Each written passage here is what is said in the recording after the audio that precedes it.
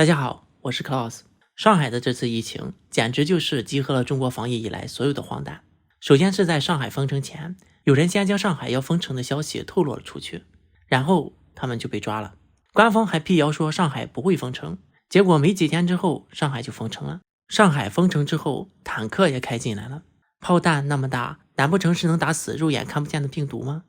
最近广州政府也辟谣说不会建方舱医院，但是现在也在建了。说不会封城的广州估计也快封城了，在广州的朋友多囤一点物资吧。还有一个关于辟谣更荒诞的事情，来自官媒澎湃新闻，标题是上海一小区组织唱红歌，居民到点齐声骂居委，误传。但是仔细看内容，只是辟谣了小区的名字，没有辟谣政府组织唱红歌，也没辟谣有小区缺乏物资骂居委，所以真不知道这个辟谣的意义是什么。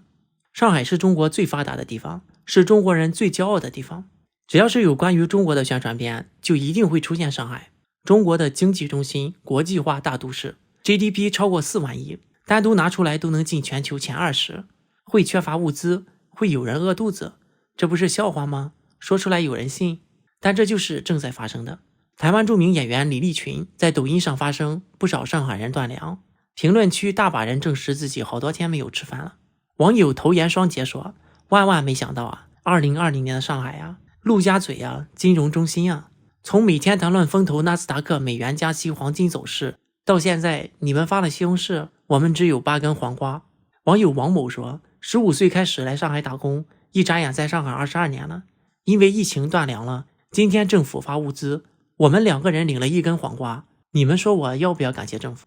当人没有饭吃的时候，什么荒诞的事情都能做得出来。网友行侠客说，在全国最富裕的上海，很多独居女性居然为了粮食陪志愿者或者邻居睡觉，曝光几十起了，没曝光的多了。这时代不再入史册都对不起他们的伟大了。甚至还有人主动找警察寻求拘留，希望能填饱肚子。还有更离奇的，网友 King 在业主群晒出了一张死猫的照片，说要扒皮喝汤炖了吃了。不只是上海人没有东西吃了，就连美国驻上海的领事馆也快断粮了。领事馆的工作人员不得不在网上求助，呼吁同事节省粮食，以供美国大兵果腹。据说这是2战以来第一个成建制被包围至断粮的美国军队。中国又创造奇迹了，中国又赢了。更加魔幻的是，就在很多上海人饿肚子的时候，上海政企事业单位组织了一个厨艺大赛，参赛者23号孙玉门，希望人没事，提交了作品，啃了一半的馒头，很快获得了第1名，投票数超过了14万票，占投票总数超过 94%。 之后这个投票活动就被删除了。随便的一个投票都能反映出真正的民意，我想这也就是为什么中共那么害怕民主了。如果连政企事业单位的员工都吃不上饭的话，可想而知更多的外地人有多惨了。不过讽刺的是，就在上个月，中国的农业部部长唐仁健说，中共有能力保证14亿人每天到点吃饭不饿肚子，而且饭碗越端越稳，吃得越来越好。中国的首富之子王思聪说，21世纪吃不上饭只有可能是因为政治。确实如此，化肥农药的发明，育种的进步，粮食的产量大大增加，就算地区不平衡，也有发达的交通运输和国际贸易，吃饱饭不应该成为问题。中国60年代饿死1000万人的大饥荒也是政治原因。虽然很多人没饭吃，但是有人却把食物扔掉。有居委会居然把团购的菜当垃圾给扔了，据说是因为菜里检测出核酸阳性。还有人目睹仓库把物资放火烧掉了，据说是因为仓库数据对不上，怕上面查。还有很多人反映，政府发放的物资和各地捐赠的物资被居委会高价出售给业主。真是国之将亡，必有妖孽。上海毕竟是中国最发达的地方，集中了中国最好的资源，而且背靠中国粮仓，再加上全国各地的捐赠，如果物资缺乏，其中必有太多黑幕。疫情之下，人受罪，动物更惨。去年底发生在江西的宠物狗被防疫人员上门扑杀的视频引起了网友的众怒，被国内外多家媒体报道。现在这样的事情又发生在了上海。大白杀狗的照片和解放军版的我不能呼吸被网友做成了2战日军的梗图，一时火遍了网络。还有一个视频看了更加让人触目惊心，很多只猫被装在袋子里，看这个样子，那些可怜的猫估计会被所谓的无害化处理。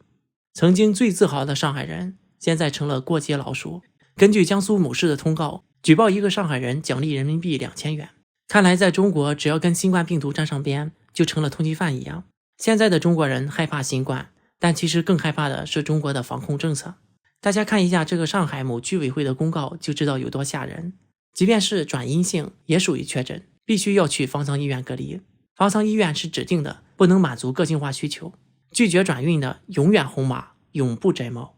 作家66是新加坡华裔，现定居中国，曾在武汉肺炎后编剧电视剧《在一起》，歌颂中国的大国抗疫。上海疫情之初还去采访报道方舱医院，大赞中国政府的防疫政策，结果最近也被铁拳了。他发朋友圈说，我的父母听党的话，在家闭门17天后阳性了，他们都没有抢菜，只有做核酸才下楼，也就是说只能是做核酸的时候被感染的。现在天天被居委会恐吓要拉去隔离，活在无限的恐惧和绝望中，有病不得救治。你们在朋友圈从文字中能读到一个女儿绝望的心吗？从她的文字中，我们读到的是中国人多么害怕被隔离。现在在上海，父母和孩子需要分开隔离，不管孩子有多小。一个母亲哭诉4个月大的孩子要被强行拉走的视频在网上广泛流传，还有网传有个2岁不到的孩子被拉去单独隔离后死亡，母亲受不了打击自杀了。隔离的环境到底是什么样子呢？据多名网友的爆料，几百号人被强行拉到方舱医院隔离，等了一晚上，到了才发现方舱医院还没有完全建好，厕所就只有一个，而且还不能冲。他们憋了一晚上到那里之后，可想而知。但是吃饭的时候请不要想。网友紫金香木说，很魔幻，现在每天看到的关于新冠的，大家害怕的已经不再是新冠本身了，都是万一和新冠沾了一点边之后，家里心爱的宠物会被饿死甚至打死，怕会被封在家里吃不上正常的3餐，活活挨饿，怕被带走隔离却没人知道要被送去哪里，怕被隔离后病了也没人理会，只是被关在房里，怕家人或自己突发恶疾，却因为新冠四处求医无门。这段日子我在首页上从来没刷过有人死于新冠的，但是却看到很多人因新冠而死。新冠是天灾，现在呢第3年了，反而都是人祸。现在正在发生上海的人祸真的是太多太多了。有一个前程似锦的小姑娘，大公司的 HR， 因为没有核酸证明，急诊去了3个医院都不收，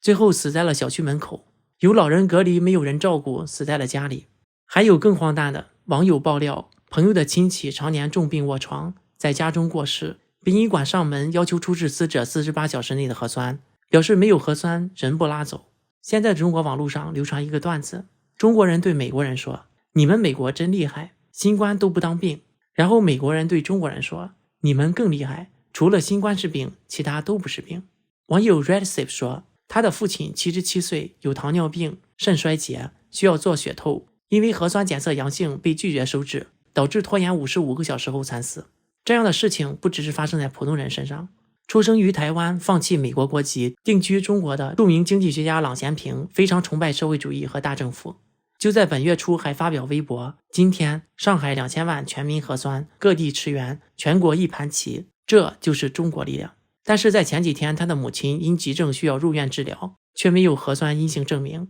在医院外等了4个小时后去世。他说，按照过去的诊断，只要打1针就好了，但是必须要先做核酸才能就医。3家医院做核酸4个小时都没有出结果。他想见母亲最后一面，但是小区封闭，跟有关部门沟通了很久才允许他去医院，但是最后也没有见到母亲一面。以他的实力都不能见到母亲最后一面，由此可见，普通人在疫情的管制下，即便是有再大的急事，也是寸步难行。不过虽然中国人危及生命的重病得不到治疗，但是外国有人伟哥食用过量却紧急送外省治疗。上海第6人民医院发布新闻，标题为新冠疫情笼罩下的钉钉保卫战。引用文章的内容，院领导高度重视，亲临现场组织全院多学科会诊，市卫健委领导亲自指示，必须全力救治。医院动用了所有的资源和省外的关系，保住了杨大人的钉钉。但就在同一天，网友的父亲腿部受伤，需要紧急救治，但是到了上海第6人民医院，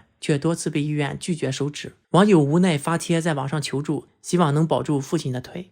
上海的这次疫情发生了这么多荒诞的事件，我认为是中国疫情以来影响最大的事件，比起武汉封城、西安封城等影响大得多。主要的原因首先是上海的影响力更大，更重要的是上海正在发生的这些事情是在中国严格防控下的这2年多以来各种荒诞事件的一个集中体现，全国各地方的人们都深有体会。以前武汉封城也发生过很多断粮、饿死的各种事件，但是那个时候全国其他大部分地区的人们还感受不到。网友芒卡豆豆说，武汉那次我骂了芳芳日记，现在我在上海向他道歉，是我太年轻，看不懂这帮官的操作。这次上海事件让很多人看清楚了，中国所谓的大国抗疫、集中力量办大事，让其他国家抄作业的所谓中国模式已经彻底失败了。新浪官媒在近2日发布新闻，批评其他国家放开防疫措施，称之为躺平。整个评论区成了翻车现场，点赞1万的评论说，官媒别再给我洗脑了，我就不想被封控了，我受够了，我羡慕国外自由的空气。网友夏指导说，不信谣不传谣，问问你们在国外的亲戚朋友不就知道了。网友我觉得清者自清说，躺平究竟是怎么定义的？别人也是在有效疫苗高接种率的前提下逐步放开的。新加坡口罩令现在也很严格的执行，你说这叫躺平吗？还是你对我们自己研发的疫苗不自信起疑心了？你是不是想打进口疫苗了？网友静之说，我们躺在家里玩手机等居委发菜，我们没有躺平。原来上海医院里平均每天7万台手术全停了，病人自愈了吗？网友狂吃猕猴桃说，笑死，一片骂，封城何尝不是一种躺平？网友 Hero N 也说，都怪现在的信息太发达，都怪中国人在国外的人太多，都怪你们老信自己家人和朋友，为什么不相信国家？网友小李说，笑死我了，又赢麻了，行了吧？网友心中的那颗翠说，挺开心的呀，该吃吃该喝喝，什么也不耽误。网友以你为荣说，居在国外的朋友说，算了，不信他了，他肯定是骗我的。网友抑郁症又犯了说，我只知道上海现在15万加确诊，5亿死亡，但是因为这次疫情管控吃不上饭的、累死的、疯掉的、其他疾病无法得到救治而离去的大有人在。网友开塞路拌饭说，都死了，就剩中国了，现在大家看到的外国人都是镜像，都是平行时空，除了中国都已经毁灭了。网友陶娜说，现在要关注的是咱国家在1年内能承受几次上海市的大封控。的确，上海疫情即便是控制住了，但是以这种物理手段和强制措施控制住的疫情，在管控放开之后必定会卷土重来。维持清零政策就是维持党中央的脸面，但是中国的经济能受得了吗？中国人民能受得了吗？好了，下面进入网友互动环节。上一期节目针对很多人想把资金转移到海外，我从货币价值、进出口贸易等方面分析了人民币的未来走势，并提供了如何利用加密货币用人民币投资美元的方法。有不少人提出了质疑，对加密货币不了解的朋友建议看一下我关于讲解加密货币的视频。我认为加密货币是未来，因为加密货币的去中心化就是反集权专制的一个工具，这也是为什么中国打击加密货币的真正原因。网友小财部说，不要割韭菜，好好做节目吧。首先，我是割不了韭菜的，你太看得起我了，我还没那么大的本事操控不了加密货币市场，最多你可以说我忽悠别人当韭菜。网友 Joe Biden There 说，有个经济学家说过，保证年收益 8% 以上的绝对是骗子，请谨慎参与，不要上当。首先，这句话本身就有问题，没有人能保证收益，即便是钱放在银行都有可能丢。我之前提到 20% 的收益只是在当时的，去中心化的平台是没有人操控的，收益是程序自动计算并且变化的，当使用的人变少时，收益就会变低。另外，说是骗子就是完全不懂什么叫去中心化，真正去中心化的平台是不可能有骗子的。当然风险是有的，但绝对不会骗了你的钱跑路，因为只有中心化的平台才能跑路。好了，本次节目就到这里，感谢大家点赞、订阅、留言和分享，我是 Klaus， 我们下次再见。